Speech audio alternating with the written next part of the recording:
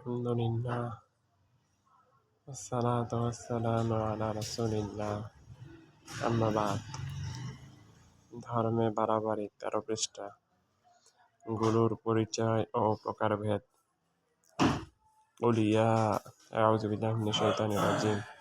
মহান আল্লাহ বলেন, উলিয়া আহলাল কিতাবি লা তা'দু ফি দীনিকুম গায়রাল হাক্ক ওয়া লা তাত্তাবি'উ আহওয়া'a কওমিন قد ضلوا من قبل وأضلوا كثيرا وضلوا عن سواء السبيل। মহান আল্লাহ বলেন, বলুন, হে আহলে কিতাবগণ, তোমরা স্বীয় ধর্মে অন্যায় বাড়াবাড়ি করো না এবং এতে ওই সম্প্রদায়ের প্রবৃত্তির অনুসরণ করো না যারা পূর্বে পথভ্রষ্ট হয়েছে এবং তোমাদেরকে পথভ্রষ্ট করেছে, আর তারা সরল পথ থেকে বিচ্যুত হয়ে পড়েছে। মায়েদা 5:77। আজকের দার্সে কোরআনের বিষয় হচ্ছে ইসলাম ও দ্বীনের মধ্যে বাড়াবাড়ি করার পরিণতি ও পরিণাম কি, তার স্তর কি, তার স্থান ও হুকুম কি। ইফরাত বা বাড়াবাড়ির অপর নাম হচ্ছে গুলু। গুলু এর অর্থ হচ্ছে সীমালঙ্ঘন ও সীমাতিক্রম করা। যেমন কোনো বস্তুর ওজন যদি 1 পোয়া পরিমাণ হয়, তাহলে তাকে 1 সের সমান অভিহিত করা গুলুর এক প্রকার। অথবা শরীয়তের কোনো মুস্তাহাব অর্থাৎ পছন্দনীয় কাজকে ফরজ ও ওয়াজিবের মর্যাদা প্রদান করাও এক প্রকার গুলু বা বাড়াবাড়ি। কিংবা কোনো হালাল বস্তুকে দ্বীনদারি, ধর্মভীরুতা ও আল্লাহ ভীতির উদ্দেশ্যে নিজের উপর হারাম করা গুলু তথা সীমালঙ্ঘন। মোট কথা, কোনো জিনিস বা কোনো কথাকে তার যথোপযুক্ত সীমা থেকে বৃদ্ধি করে দেওয়াই গুলু তথা বাড়াবাড়ি। মানব জীবনের দৃষ্টিতে গুলু প্রধানত 2 প্রকার। প্রথমত তাকওয়া বা আল্লাহ ভীতি, দ্বীনদারি বা ধার্মিকতাই গুলু। এটা হচ্ছে গুলুর এমন এক প্রকার যা আল্লাহভীতি বা পরহেজগারিতা ও ধর্মভীরুতা বা দ্বীনদারির নামে হয়ে থাকে। কতিপয় হাদিসে এই বিষয়ে বিস্তারিত ব্যাখ্যা এসেছে যে তাকওয়া, ধর্মভীরুতা ও আধ্যাত্মিকতা লাভের ক্ষেত্রে গুলু বা সীমালঙ্ঘন কিভাবে সৃষ্টি হয় এ ব্যাপারে উদাহরণ সামনে পেশ করা হবে। দ্বিতীয়ত, ব্যক্তিত্বে গুলু বা বাড়াবাড়ি। ধর্মীয় ব্যক্তিত্ব, বিশেষ করে দ্বীনের খেদমতের ব্যাপারে যাদের সুস্পষ্ট অবদান রয়েছে, তাদের মর্যাদার সীমা অতিক্রম করা বা পারি উপস্থাপন করা গুলু ফি শাখসিয়াত বা ব্যক্তিত্বে বাড়াবাড়ি। অন্য শব্দ থেকে ব্যক্তি পূজাও বলা যায়। মূলত আল্লাহর ইবাদত উপাসনার স্থলে ব্যক্তি পূজাই হচ্ছে গুলু ফি শাখসিয়াত বা ব্যক্তিত্বে বাড়াবাড়ি। মোদ্দা কথা হচ্ছে, মানুষ হয় আল্লাহভীতি ও দ্বীনদারির ক্ষেত্রে বাড়াবাড়ি করুক অথবা ব্যক্তিত্বের ক্ষেত্রে, উভয়টি শরীয়তের দৃষ্টিতে অপছন্দনীয়, নিন্দনীয় ও ঘৃণিত। মানব জীবনের প্রতিটি বিভাগে গুলু বিস্তৃত। উদাহরণস্বরূপ আধ্যাত্মিক, সামাজিক, রাজনৈতিক, চারিত্রিক এসব ক্ষেত্রেই সীমালঙ্ঘন করা যায়। এদিক থেকে গুলু এমন একটি ব্যাপক বিষয় যা এক বৈঠকে আলোচনা করে শেষ করা সম্ভব নয়। তবুও আমরা এই সম্পর্কে উল্লেখযোগ্য ও গুরুত্বপূর্ণ কিছু বিষয় আপনাদের সম্মুখে উপস্থাপন করার চেষ্টা করব। গুলু আরবি শব্দ যা গালা ইয়াগলু থেকে নির্গত। এর অর্থ হচ্ছে সীমা অতিক্রম করা। এর আরেকটি ক্রিয়ামূল হচ্ছে গালাউন, যার অর্থ হচ্ছে কোনো জিনিসের দাম বৃদ্ধি পাওয়া বা দ্রব্যমূল্যের ঊর্ধ্বগতি সৃষ্টি হওয়া। যেমন বলা হয় গালাসারু, অর্থ দাম চড়া হয়েছে। বর্তমান অবস্থা হচ্ছে যে দ্রব্যমূল্য বৃদ্ধি পেলে প্রতিটি লোক চিন্তিত হয়ে পড়ে, কিন্তু ধর্মের মধ্যে সীমালঙ্ঘন গুলু হয়ে গেলে কেউ পরোয়া করে না, তার প্রতি ভ্রুক্ষেপও করে না। এটা এই জন্য হয় যে অন্তরে দ্বীনের কোনো গুরুত্ব নেই, যদিও উভয় কাজ মূলত একই। গালা এর ক্রিয়ামূল হচ্ছে দুটি। এক, গালাউন এর যার অর্থ মূল্য বৃদ্ধি। দুই, গুলু যার অর্থ হচ্ছে কারো সম্মান, মর্যাদা, ইজ্জত, সম্ভ্রমে যতটুকু প্রযোজ্য তার চেয়ে বৃদ্ধি করে দেওয়া। আরেকটি ক্রিয়া হচ্ছে গালা ইয়াগলি, গালিয়ানা থেকে নির্গত, যার অর্থ হচ্ছে পাতিল তপ্ত হওয়া। যেমন গালাতিল কিদর অর্থ হাড়ির মধ্যে ফুটন্ত অবস্থা হয়েছে। মানুষ যখন অত্যন্ত ক্রোধে ফেটে পড়ে তখন বলা হয় কদ গদবুহু গলিয়ানা, অর্থাৎ তার ক্রোধ সীমা অতিক্রম করেছে। সে রাগে এমনভাবে ফুঁসতে থাকে যেভাবে আগুনের উপর রাখা পাতিলের ঢাকনা খুলে যায়, উন্মুক্ত ও অনাবৃত হয়ে যায়।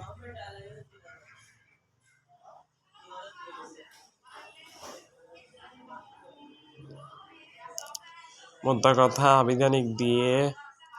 আবিধানিক দিক দিয়ে গুলু শব্দটি সীমাতিক্রম ও সীমালঙ্ঘনের অর্থে আসে।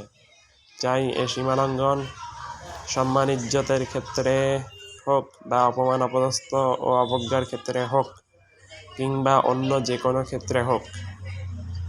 আলোচ্য সূচিতে উল্লেখিত ইফরাত ওয়া তাফরিত শব্দদ্বয়ের ব্যাখ্যা বিশ্লেষণও এখানে আবশ্যিক। ইফরাত শব্দটি গুলু শব্দের সমর্থক, অর্থাৎ ইফরাত ইফরিতু ইফরাতন এর অর্থ হচ্ছে সীমালঙ্ঘন, সীমাতিক্রম ইত্যাদি। যেমন কোরআন মাজিদে এসেছে ওয়া কানা আমরুহু ফুরুতা, আর যার কার্যকলাপ হচ্ছে সীমা অতিক্রম করা। কাহাফ 18 নম্বর সূরা 28 নম্বর আয়াত। মূসা ও হারুন আলাইহিস সালামকে আল্লাহ যখন ফেরাউনের নিকট যাওয়ার নির্দেশ দিলেন, তখন তারা বললেন, রব্বানা ইন্না নাখাফু আন ইয়াফরুতা আলাইনা আও আন ইয়াতগা। হে আমার প্রতিপালক, আমরা আশঙ্কা করি যে সে আমাদের প্রতি বাড়াবাড়ি করবে কিংবা উত্তেজিত হয়ে উঠবে। তাহা 20:45। তাফরীত অর্থ হচ্ছে হ্রাস করা, কম করা, সংকোচন করা ইত্যাদি। কোনো জিনিসের ওজন যদি 1 সের পরিমাণ হয় তাহলে তাকে অর্ধসের বলা হচ্ছে তাফরীত। ইফরাত শব্দটি উর্দু ভাষায়ও কথিত ব্যবহৃত হয়। যেমন মুদ্রা বা কাগজের নোট বৃদ্ধি পেলে তাকে ইফরাতুজ্জার, মুদ্রাস্ফীতি বলা হয়। ইফরাতের জন্য তাফরীত আবশ্যিক। মুদ্রাস্ফীতির কারণে স্বর্ণের পরিমাণে কোথাও সংকোচন হয়, আবার সরকারের নিকট যখন স্বর্ণের পরিমাণ হ্রাস পায় তখন কাগজি মুদ্রা বেড়ে যায়। মোট কথা, একদিকে ইফরাত হলে বা বৃদ্ধি পেলে অপরদিকে তাফরীত হয়ে যাবে তথা হ্রাস পাবে। তাফরীত শব্দটি কোরআন মাজিদের কয়েক স্থানে ব্যবহৃত হয়েছে, যথা ইউসুফ আলাইহিস সালাম যখন স্বীয় ভাই বিনিয়ামিনকে নিজের কাছে রেখে দিলেন, তখন সৎ ভাইয়ের মধ্যে যিনি বড় তিনি বললেন, ওয়া মিন ক্বাবলু মা ফাররাতহুম ফি ইউসুফা, আর পূর্বে ইউসুফের ব্যাপারে তোমরা সংকীর্ণতার পরিচয় দিয়েছ। ইউসুফ 12:80। তাকে দেখার পর আমার এই সাহস নেই যে আমি বিনিয়ামিনকে রেখে পিতার সম্মুখে যাব। অন্যত্র এসেছে মা ফাররাতনা ফি কিতাবি মিন শাইই, আমরা এ গ্রন্থে কোনো কমতি স্বল্পতা রাখিনি। মায়েদা 5/38, অর্থাৎ এই গ্রন্থ পরিপূর্ণ। অন্যত্র আরও এসেছে, কিয়ামতের দিন পাপিষ্ঠরা বলবে, ইয়া হাসরাতাই আলা মা ফাররাততু ফি জানবিল্লাহ, হাই আফসোস, আমি আল্লাহর আনুগত্যে সংকীর্ণতার পরিচয় দিয়েছি। জুমার 39/56। উল্লেখিত বিভিন্ন উদাহরণ দ্বারা সুস্পষ্ট হয়েছে যে ইফরাত অর্থ হচ্ছে বৃদ্ধি অতিরঞ্জন, আর তাফরিত অর্থ হচ্ছে হ্রাস ও সংকোচন। গুলু এর ইফরাত দুটি সমর্থক শব্দ।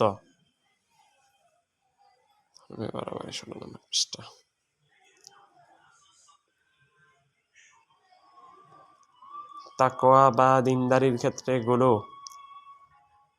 মানুষ যখন নিজের পক্ষ থেকে দ্বীনের মধ্যে কিছু বৃদ্ধি করে বা সংকোচন করে তখন তা বাড়াবাড়ির এক প্রকারে রূপান্তরিত হয়। যতক্ষণ পর্যন্ত মানুষ কোরআন হাদিসের বিধান মোতাবেক চলে ততক্ষণ সে সিরাতুল মুস্তাকিম, সরল সোজা রাস্তা এর উপর অবিচল থাকে এবং সংযোজন, বিয়োজন বা হ্রাস বৃদ্ধি, ইফরাত ও তাফরীত থেকে নিজেকে রক্ষা করতে পারে। কিন্তু যখন শরীয়তের প্রান্ত পরিত্যাগ করে এবং স্বীয় প্রবৃত্তি ও পথভ্রষ্ট সম্প্রদায়ের প্রবৃত্তির অনুসরণ করতে শুরু করে তখন সে দ্বীনের মাঝে সংযোজনও করতে থাকে। অতঃপর আস্তে আস্তে উক্ত সংযোজিত বিষয়ই দ্বীনের মূলে পরিণত হয়। আসলে দ্বীনের কিনারা হাত থেকে বেরিয়ে যায়, যার অসংখ্য দৃষ্টান্ত আমাদের সম্মুখে বিদ্যমান। আল্লাহ তাআলা ইরশাদ করেন, ওয়ালা তাত্তাবিউ আহওয়াআ কওমিন কদ দাল্লু মিন ক্বাবল, আর তোমরা ওইসব লোকের প্রবৃত্তির অনুসরণ করো না যারা তোমাদের পূর্বে পথভ্রষ্ট হয়েছে। মায়েদা 5:77। উক্ত আয়াতে রাসূলুল্লাহ সাল্লাল্লাহু আলাইহি ওয়াসাল্লামের যুগের নাসারাদের সম্বোধন করা হয়েছে। কওম বলতে ওই সম্প্রদায়, তাদের সঙ্গী সাথী ও মিত্রদের প্রতি ইঙ্গিত করা হয়েছে যারা খ্রিস্টান ধর্মের প্রকৃতি পরিবর্তন করে দিয়েছিল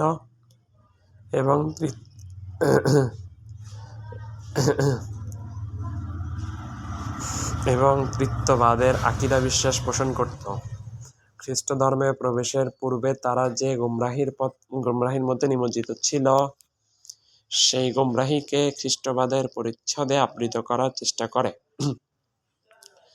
এভাবে তারা নিজেরাও পথভ্রষ্ট হয় এবং অপরকেও পথভ্রষ্ট করে।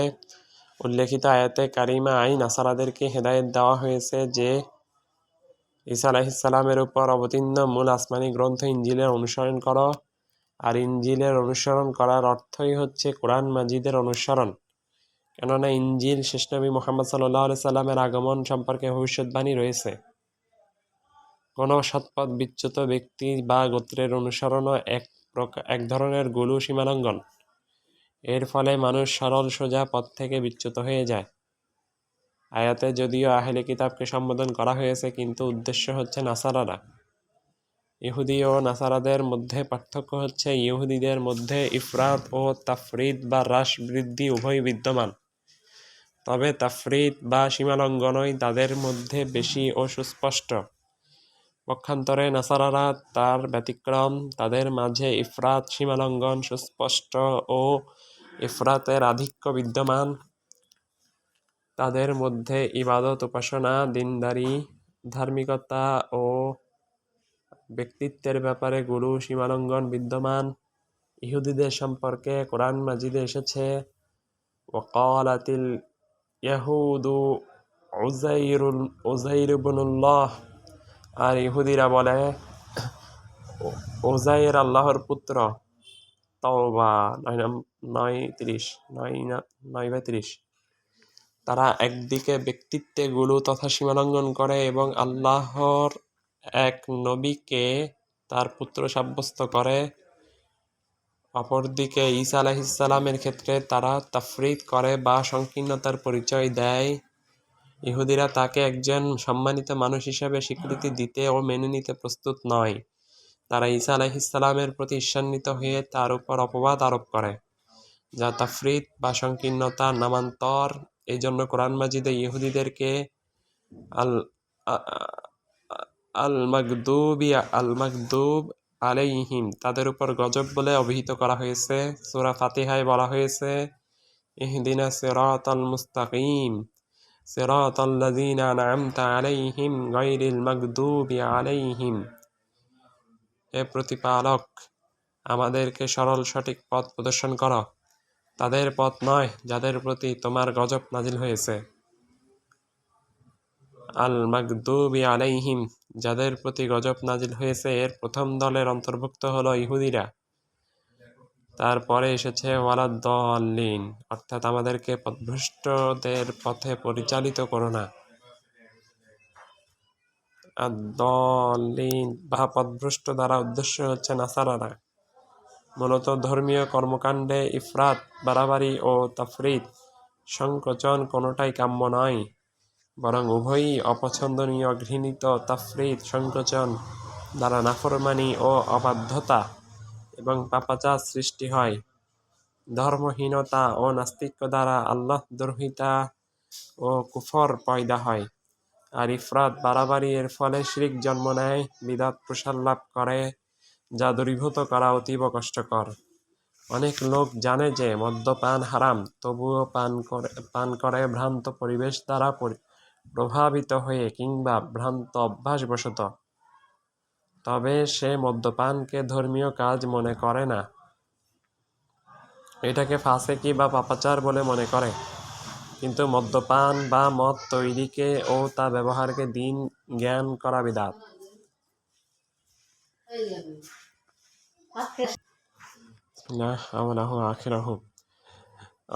অনেক লোক জানে যে মদ্যপান হারাম, তবুও পান করে ভ্রান্ত পরিবেশ দ্বারা প্রভাবিত হয়ে কিংবা ভ্রান্ত অভ্যাসবশত। তবে সে মদ্যপানকে ধর্মীয় কাজ মনে করে না, এটাকে ফাসেকি বা পাপাচার বলে মনে করে। কিন্তু মদ্যপান বা মদ তৈরিকে ও তা ব্যবহারকে দ্বীন জ্ঞান করা বিদআত। যেরূপ বর্তমান বিভিন্ন মাজারে করা হয়, এটাকে প্রতিহত করা, দূরীভূত করা দুরূহ, কেননা তারা এটাকে ধর্মের অংশ বা অঙ্গ বানিয়ে নিয়েছে। আর এটা সুস্পষ্ট যে এই দ্বীনের বিরুদ্ধে কোনো কিছু বলা তাদের নিকট মহা অপরাধ। এজন্য ফিসকের, পাপাচারের চেয়ে বিদআত অত্যাধিক ক্ষতিকর ও মারাত্মক। ইফরাত, বাড়াবাড়ি ও তাফরিত, সংকোচন, উভয়টা থেকেই বিদআত জন্ম নেয়। আর এই বিদআত বৃদ্ধি পেতে পেতে শিরকের দিকে ধাবিত হয়। কোরআন মাজিদে আহলে কিতাবকে সম্বোধন করে বলা হয়েছে কুল ইয়া আহলাল কিতাবি লা তাগলু ফি দীনিকুম গায়রাল হক। বলুন, হে আহলে কিতাবগণ, তোমরা দ্বীনের ব্যাপারে বাড়াবাড়ি করো না এবং আল্লাহর শানে নিতান্ত সত্য বিষয় ছাড়া কোনো কথা বলো না। নিসা 4/171।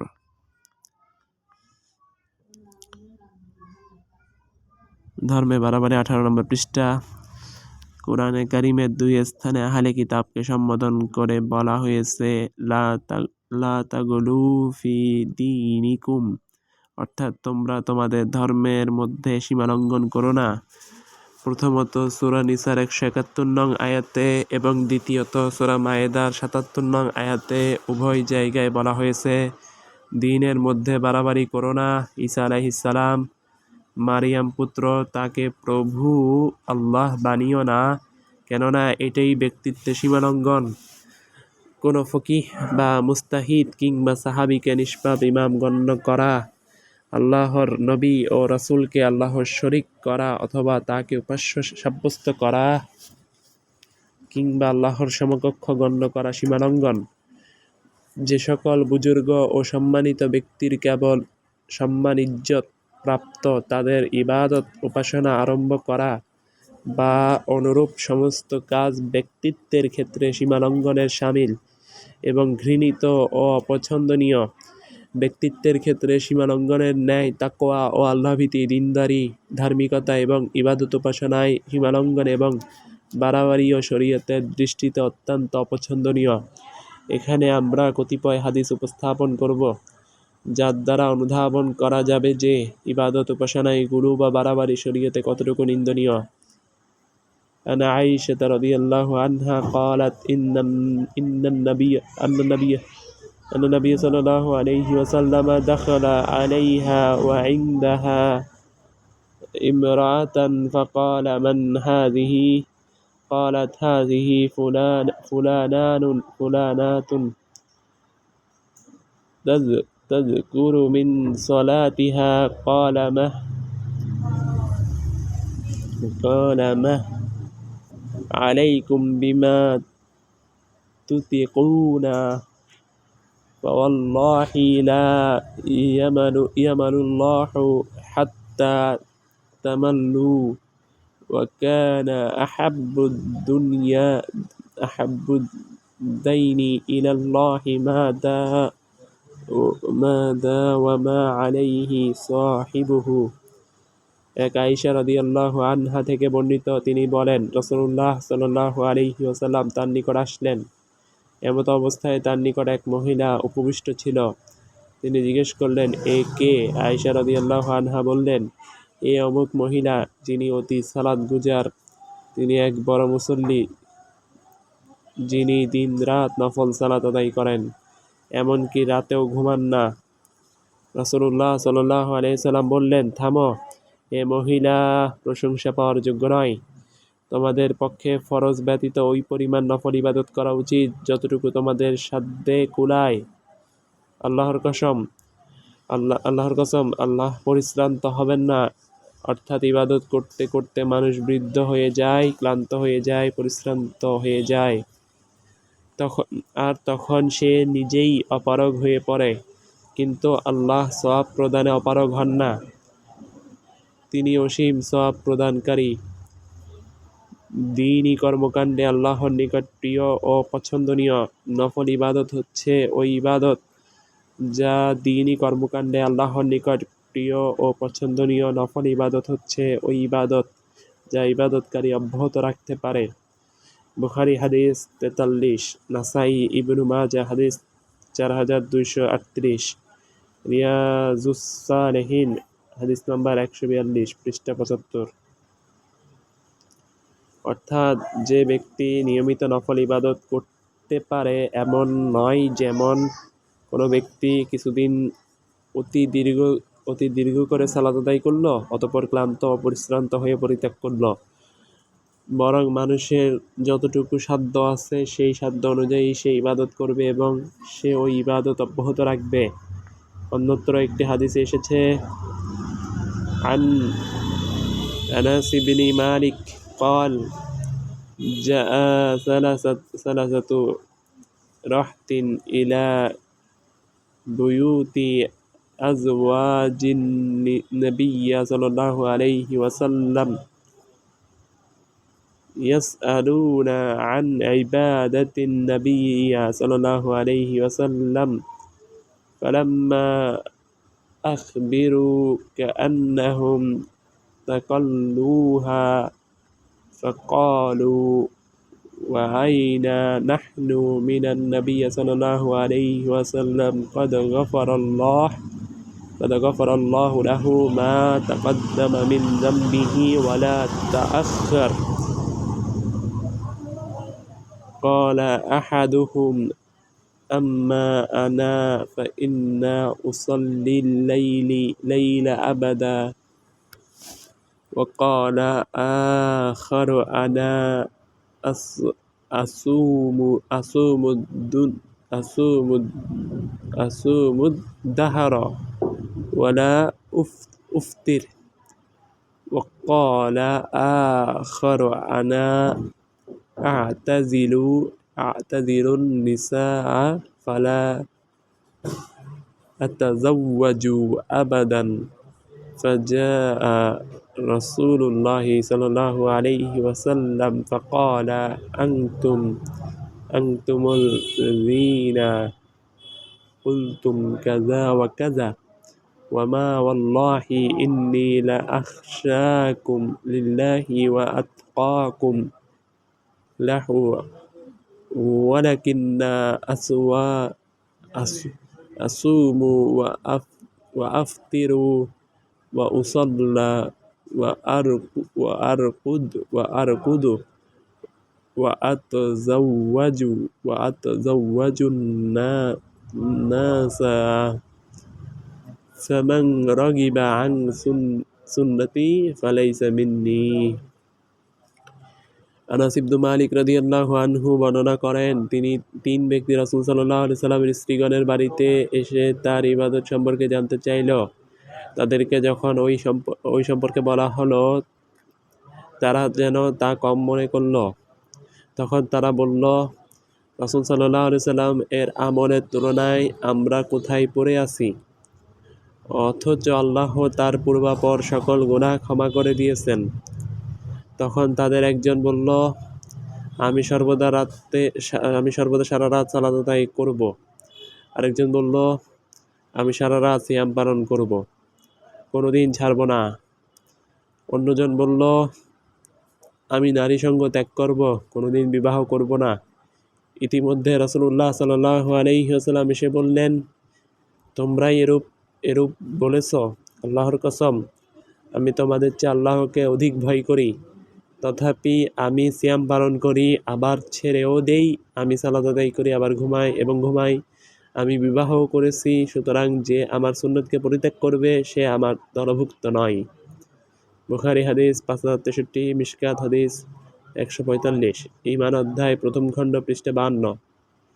উক্ত হাদিস সম্পর্কে চিন্তা ভাবনা করা আবশ্যক। তিনজন সাহাবীর একজন অঙ্গীকার করল যে সে দিনে সর্বদা সিয়াম পালন করবে, দ্বিতীয়জন সারা রাত ইবাদত বন্দেগীতে লিপ্ত থাকবে এবং তৃতীয়জন নারী সংস্রব পরিহার করে কুমার থাকার শপথ করে। এটা দ্বীনের মধ্যে বাড়াবাড়ি ও শৈথিল্য, ইফরাত ও তাফরিত, যা থেকে বিদআতের উৎস সৃষ্টি হতে পারে।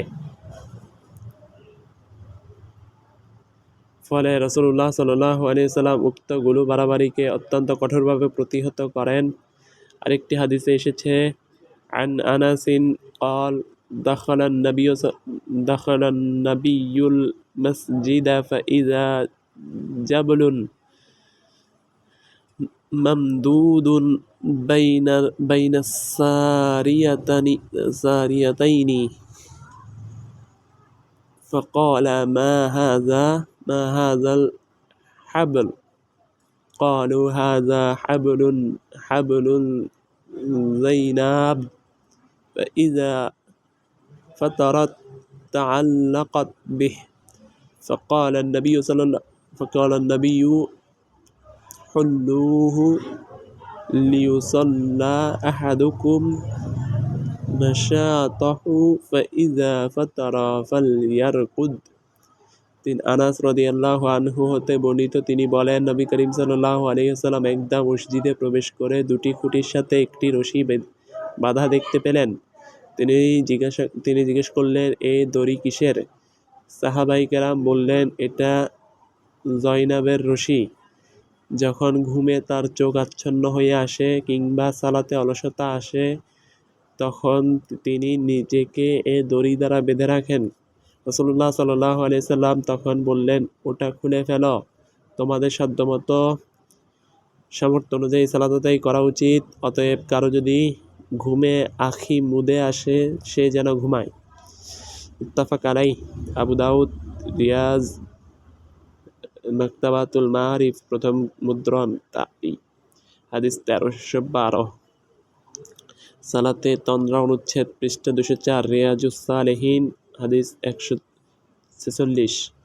ইবাদতে মধ্যম পন্থা অবলম্বন অনুচ্ছেদ, পৃষ্ঠা 76 থেকে 77। এই হাদিস দ্বারা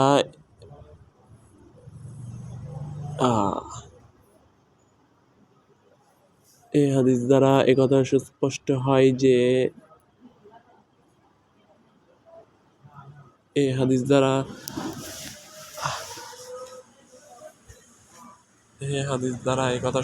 হয় যে ইসলামে ইবাদতের ক্ষেত্রে বাড়াবাড়ি দণ্ডিত ও পছন্দনীয় নয়, বরং বিদআত। আর বিদআত হচ্ছে ভ্রষ্টতা। বলে রাসূলুল্লাহ সাল্লাল্লাহু আলাইহি ওয়াসাল্লাম তা চিরতরে উৎখাত ও রহিত করতে বর্ণনা করেছেন যে, গুরু সীমালঙ্ঘন নাসারাদের সুস্পষ্ট বৈশিষ্ট্য। তারা বৈরাগ্য উদ্ভাবন করেছে, দুনিয়াদারি পরিত্যাগের পদ্ধতি চালু করেছে, পাহাড় পর্বতে জীবনযাপন, গুহায় প্রবেশ করে উপবেশন ইত্যাদি প্রচলন করেছে।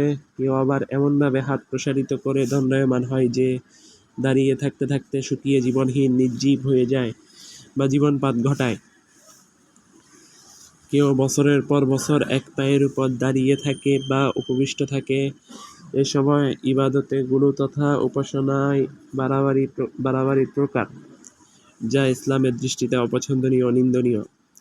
আমাদের মধ্যে এমন কিছু অজ্ঞ মূর্খ পদার্থ লোক আছে যারা হিন্দু সন্ন্যাসী, পুরোহিত ও খ্রিস্টান বৈরাগী পাদ্রীদের দেখাদেখি ইফরাত ও তাফরিত তথা বাড়াবাড়ি ও শৈথিল্যকে পূর্ণ জ্ঞান করে। ফলে জনৈক ব্যক্তি স্বীয় বাসস্থান থেকে বেরিয়ে পদব্রজে গিয়ে হজব্রত পালন করে এবং প্রত্যেক ফার্লং 220 গজ অথবা 1 মাইল অতিক্রম করার পর 2 রাকাত সালাত আদায় করে।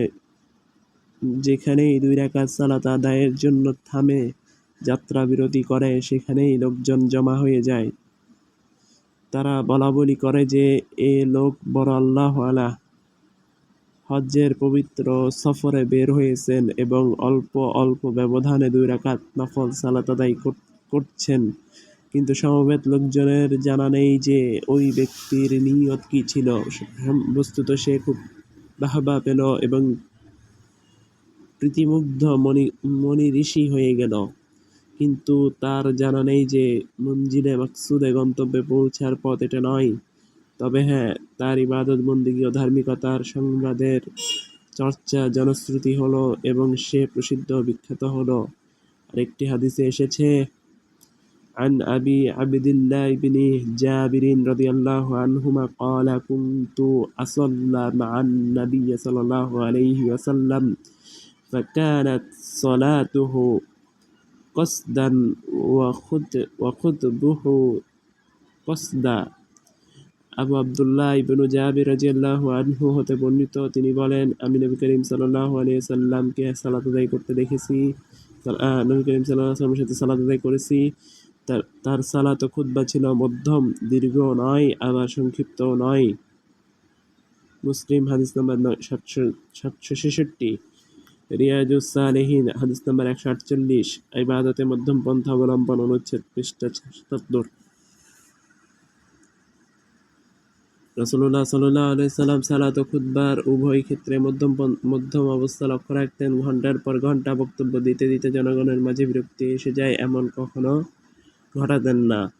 বিশেষ করে আমাদের জুমার খুতবা দীর্ঘ হওয়ায় লোকজন মসজিদে এসে আটকে যায়, বন্দী হয়ে পড়ে।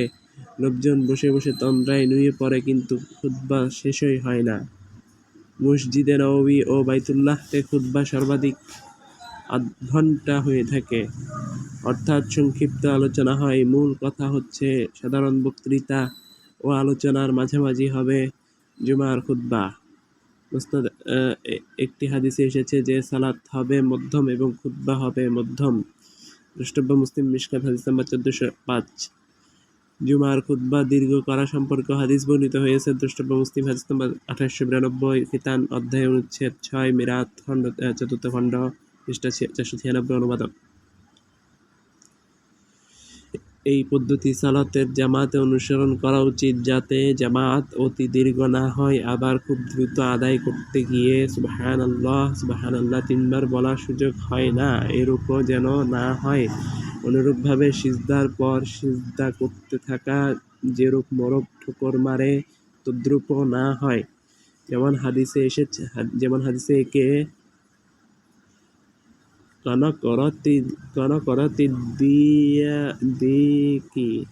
মোরগের ঠোকর মারা বলা হয়েছে। মুসনাদ আহমদ, সহিহ তারগিব হাদিস নাম্বার 555। এসব ইবাদতের ক্ষেত্রে শৈথিল্য আর বাড়াবাড়ি হচ্ছে ইমাম সাহেব সিজদা এত বিলম্ব করেন যাতে মনে হয় যেন তিনি ঘুমিয়ে গেলেন। ফরজ সালাতের জামাতে অতিরিক্ত দীর্ঘ ও অস্বাভাবিক লম্বা না করা উচিত। হাদিসে এসেছে, জাবির ইবনে আব্দুল্লাহ রাদিয়াল্লাহু আনহু বলেন, মুআজ ইবনে জাবাল রাদিয়াল্লাহু আনহু মদিনায় নবী করিম সাল্লাল্লাহু আলাইহি সাল্লামের সাথে জামাতে সালাত আদায় করতেন। অতঃপর নিজ মহল্লায় যেতেন এবং মুসল্লিবাসীদের সালাতে ইমামতি করতেন। একদা রাতে তিনি রাসূলুল্লাহ সাল্লাল্লাহু আলাইহি সাল্লামের সাথে এশার সালাত আদায় করলেন। অতঃপর নিজ মহল্লায় গিয়ে তাদের সালাতে ইমামতি করলেন এবং তাতে পূর্ণ সূরা বাকারা পড়া শুরু করলেন। এতে বিরক্ত হয়ে এক ব্যক্তি সালাম ফিরিয়ে পৃথক হয়ে গেল এবং একাকী সালাত আদায় করে চলে গেল। এটা দেখে লোকেরা তাকে বলল, হে অমুক, তুমি কি মুনাফিক হয়ে গেলে? উত্তরে সে বলল, আল্লাহর কসম, আমি কখনো মুনাফিক হইনি। নিশ্চয়ই আমি রাসূলুল্লাহ সাল্লাল্লাহু আলাইহি সাল্লামের নিকট যাব এবং এই সম্পর্কে তাকে অবহিত করব। অতঃপর সে রাসূলুল্লাহ সাল্লাল্লাহু আলাইহি সাল্লামের নিকট গিয়ে বলল, হে আল্লাহর রাসূল সাল্লাল্লাহু আলাইহি সাল্লাম,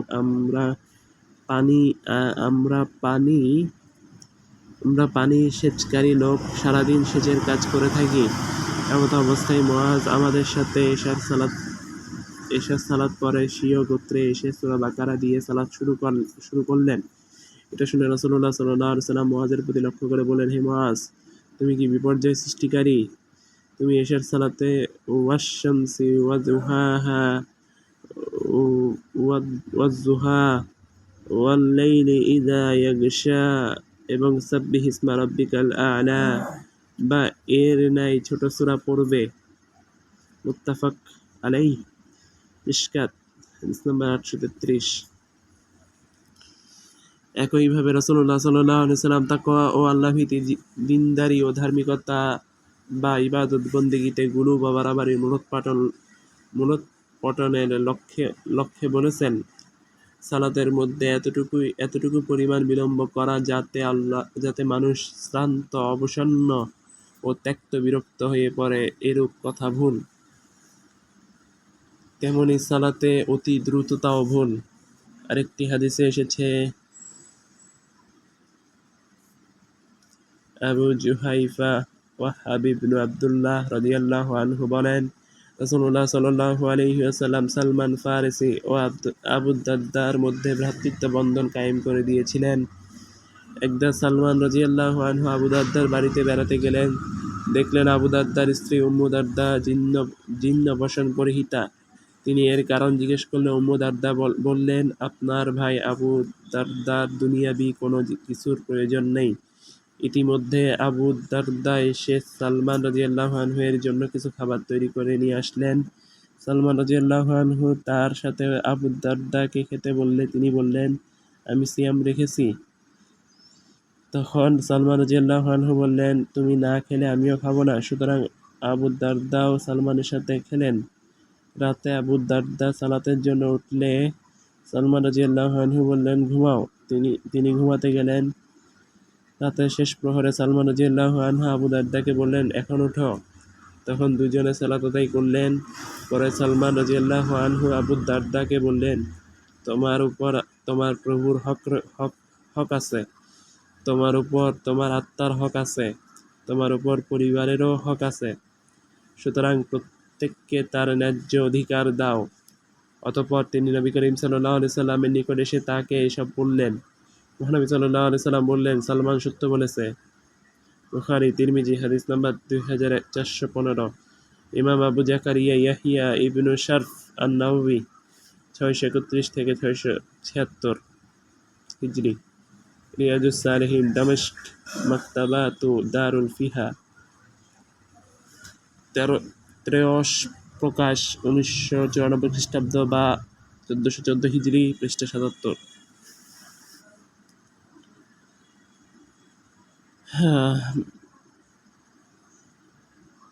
দেখি হাদিসটা একটু যদি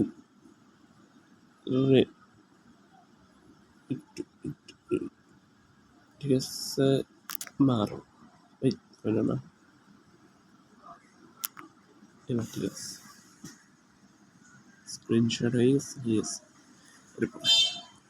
আবু দারদা রাদিয়াল্লাহু আনহু তপস্যা, ধার্মিকতা ও আল্লাহভীরুতায় অতিরঞ্জিত করেছিলেন। ইসলামের দৃষ্টিতে এটা কোনো প্রশংসিত, পছন্দনীয় ও নন্দিত বিষয় নয়। ফলে সালমান ফারিসি রাদিয়াল্লাহু আনহু দ্বীনের মধ্যে গুরু তথা বাড়াবাড়ি করা থেকে আবু দারদাকে ফিরিয়ে আনেন এবং রাসূলুল্লাহ সাল্লাল্লাহু আলাইহি ওয়াসাল্লাম ও সালমান রাদিয়াল্লাহু আনহু এর কাজের প্রশংসা করেন।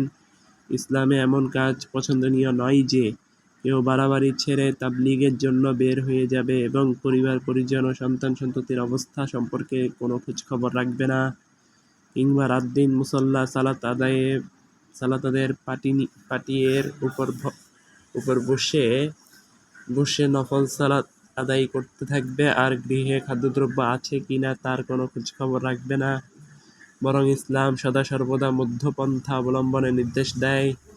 যে সমস্ত সাহাবী পরিবার পরিজন বন্ধু বান্ধব ছেড়ে সারাদিন সিয়াম পালন করে এবং সারা রাত ইবাদত করতে থাকে তাদেরকে রাসূলুল্লাহ সাল্লাল্লাহু আলাইহি সাল্লাম নির্দেশ দিয়েছেন যে তোমরা এরূপ করো না। তোমাদের স্ত্রী সন্তানের হক আছে, তোমাদের অতিথিদের হক আছে, তোমাদের জান প্রাণের হক আছে, তোমাদের চোখেরও হক আছে। এর দ্বারা প্রমাণিত হয় যে ইসলামের দৃষ্টিতে ইবাদত হচ্ছে ওইসব হক প্রতিপালন ওগুলির পরিহার করা নয়। এসব হক পরিত্যাগ করে কেবল সালাত সিয়ামে ব্যস্ত থাকা, দ্বীনের মধ্যে বাড়াবাড়ি ও সীমালঙ্ঘন যা ইসলামে নিষিদ্ধ।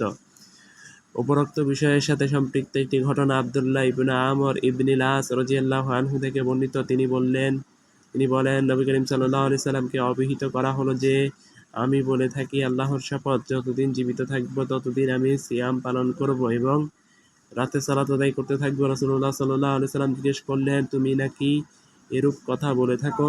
আমি বললাম, আমার মা বাবা আপনার জন্য উৎসর্গিত হোক হে আল্লাহর রাসূল সাল্লাল্লাহু আলাইহি সাল্লাম, আমি ঠিকই এ কথা বলেছি।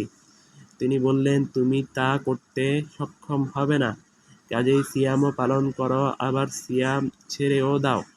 তেমনি নিদ্রাও যাও, আবার রাত জেগে সালাতও পড়ো। আর প্রতি মাসে 3 দিন সিয়াম পালন করো, কারণ সৎ কাজে 10 গুণ সওয়াব পাওয়া যায় এবং এটা সর্বদা সিয়াম পালনের সমতুল্য হবে। আমি বললাম, আমি এর চেয়ে অধিক শক্তি সামর্থ্য রাখি। তিনি বললেন, তাহলে তুমি 1 দিন সিয়াম পালন করবে এবং 2 দিন সিয়াম ছেড়ে দিবে, সিয়াম পালনে বিরতি থাকবে। আমি বললাম, আমি এর চেয়ে বেশি ক্ষমতা রাখি। তিনি বললেন, তাহলে তুমি 1 দিন সিয়াম পালন করো এবং 1 দিন ইফতার করো, সিয়াম পালন থেকে বিরত থাকো।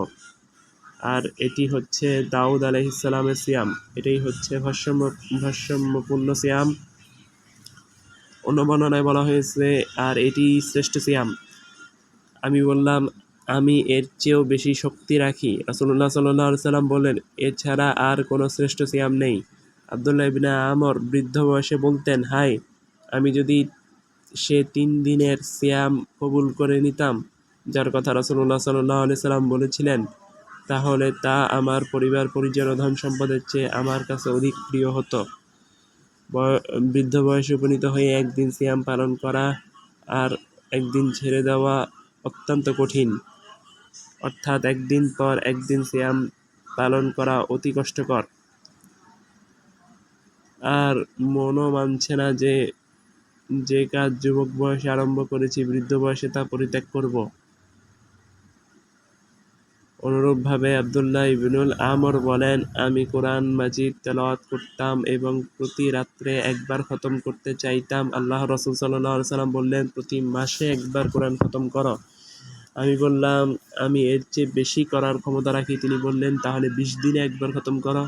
বললাম, হে আল্লাহর রাসূল সাল্লাল্লাহু আলাইহি সাল্লাম, আমি এর চেয়েও বেশি ক্ষমতা রাখি। তিনি বললেন, তাহলে 10 দিনে খতম করো।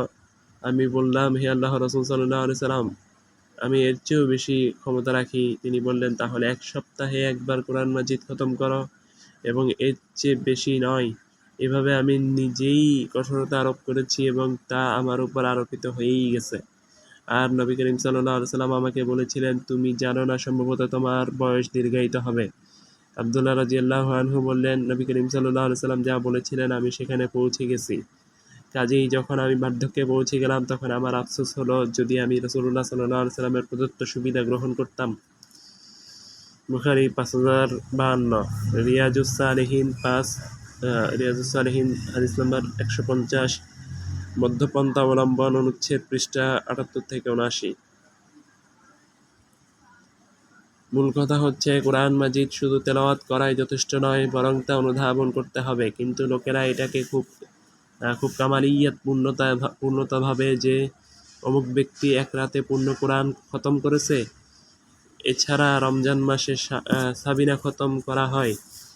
আপনারা হয়তো আপনারা হয়তো দেখে থাকবেন যে হাফেজদের তেলাওয়াতে মুক্তাদিদের কানে ইয়ালামুনা তালামুনা ইয়ালামুনা তালামুনা ছাড়া আর কিছুই পৌঁছে না, তবুও একে বড় ইবাদত মনে করা হয়। এটা দ্বীনের ক্ষেত্রে গুরু বা বাড়াবাড়ি, যা শরীয়তের দৃষ্টিতে অত্যন্ত অপছন্দনীয় ও নিন্দনীয়। সাবিনা খতম, যা কোরআন তেলাওয়াতের পরিবর্তে করা হয়, যেমন একজন কারি এসে কিছুক্ষণ তেলাওয়াত করে, এরপর দ্বিতীয় ও তৃতীয় জন আসে খেলতামাশার মতো মানুষ প্রত্যেক কারির তেলাওয়াত শ্রবণ করে আর বিচার করে কার তেলাওয়াত সুন্দর, জোরদার এবং হৃদয় আকর্ষণকারী বা হৃদয়গ্রাহী। তারা প্রত্যেক কারীদের নম্বর দিয়ে থাকে কে প্রথম, কে দ্বিতীয়, কে তৃতীয় ইত্যাদি। এটা কি দিন? মিশরের কারি আব্দুল বাসেত যখন কোরআন তেলাওয়াত করতেন, তখন শ্রোতারা এমনভাবে চিৎকার করত যেরূপ কবিরা কবিতা আবৃত্তি করা হয়। কোরআন মাজিদে এসেছে, وَإِذَا ذُكِرَ اللَّهُ وَجِلَتْ قُلُوبُهُمْ وَإِذَا تُلِيَتْ عَلَيْهِمْ آيَاتُهُ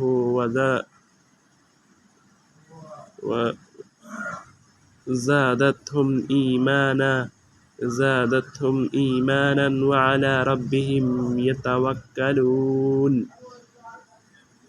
কোরআন মাজিদে এসেছে, ঈমানদারদের অবস্থা হচ্ছে, যখন তাদের নিকট কোরআন মাজিদ তেলাওয়াত করা হয়, তখন আল্লাহর স্মরণে তাদের হৃদয় মন প্রকম্পিত হয়। তাদের নিকট আল্লাহর আয়াত তেলাওয়াত করা হলে তাদের ঈমান বৃদ্ধি পায় আর তারা তাদের প্রতিপালকের উপর ভরসা করে। আনফাল 8 নম্বর সূরা 2 নম্বর আয়াত। ওইসব অনুষ্ঠানে কোরআন তেলাওয়াতকে কবিতা আবৃত্তির মতো করা হয়, যেখানে মানুষ কেবল সুর বিচার করে, মর্ম ও অর্থের প্রতি খেয়াল করে না। নবী করিম সাল্লাল্লাহু আলাইহি ওয়াসাল্লামের যুগে ওইসব লোকদেরকে কারি বলা হতো, যারা কোরআন কারিমের আলেম হতো। অথচ আজকাল তাদেরকে কারি বলা হয় যে কোরআনের কিছুই জানে না, বরং কোরআন সম্পর্কে সম্পূর্ণ অজ্ঞ, কিন্তু কেবল কণ্ঠনালী থেকে হ্যাঁ উচ্চারণ করতে সক্ষম। সে যুগ ও বর্তমান যুগের মাঝে কত ব্যবধান! বর্তমানে এরূপ হাফেজে কোরআনও সৃষ্টি হচ্ছে না। ঐশ্বর্যশালী ও সচ্ছল লোকেরা তাদের সন্তানদেরকে হেফজ পড়ায় না, এই জন্যে যে 4 বছর লেগে যাবে। আমাদের দৃষ্টিতে কিরাত, তাজবিদ ও হিফজেও স্ব ক্ষেত্রে গুরুত্ব রয়েছে। আরবি ভাষাও শিক্ষা করা উচিত, যাতে যা পড়বে তা অনুধাবনে সক্ষম হয়। উল্লেখিত কতিপয় উদাহরণ দ্বারা স্পষ্ট হয়েছে যে দ্বীন, তাকওয়া ও ইবাদতের ক্ষেত্রে গুলো বা বাড়াবাড়ি দ্বারা উদ্দেশ্য কি? এর মাধ্যমে বিদআতের দ্বার ক্রমান্বয়ে কিভাবে উন্মুক্ত হয়? ব্যক্তিত্বে গুলো বা বাড়াবাড়ি।